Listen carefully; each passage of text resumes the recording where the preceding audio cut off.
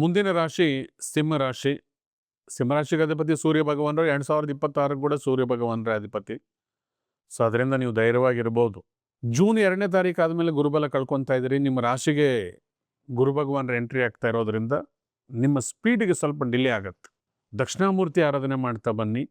ಮನೆಯಲ್ಲಿ ದಕ್ಷಿಣದ ಗೋಡೆಗೆ ದಕ್ಷಿಣಾಮೂರ್ತಿ ಒಂದು ಕ್ಯಾಲೆಂಡರ್ ಫೋಟೋ ಹಾಕ್ಕೊಂಡು ಪ್ರತಿನಿತ್ಯ ಸ್ವಾಮಿ ದರ್ಶನ ಮಾಡಿಕೊಂಡು ರಾಯರ ಆರಾಧನೆ ಮಾಡ್ತಾ ಬಂದಿದ್ರೆ ಗುರುಗಳು ನಿಮ್ಗೆ ತುಂಬ ಅನುಕೂಲವಾಗಿರ್ತಕ್ಕಂಥ ರಿಸಲ್ಟ್ಸನ್ನು ಕೊಡ್ತಾ ಬರ್ತಾರೆ.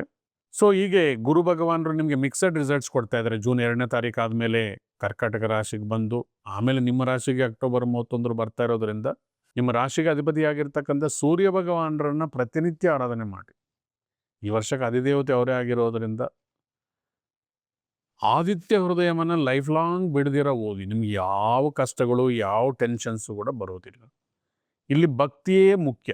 ಭಕ್ತಿ ಜೊತೆಗೆ ಧರ್ಮವನ್ನು ನಾವು ಪಾಲನೆ ಮಾಡ್ತಾ ಬಂದರೆ ಸಿಂಹರಾಶಿಯಲ್ಲಿ ಹುಟ್ಟಿರ್ತಕ್ಕಂಥವರಿಗೆ ಈ ವರ್ಷ ಅಧಿಕಾರ, ಅಂತಸ್ತು, ಕಟ್ಟಿಟ್ಟ ಬುದ್ಧಿ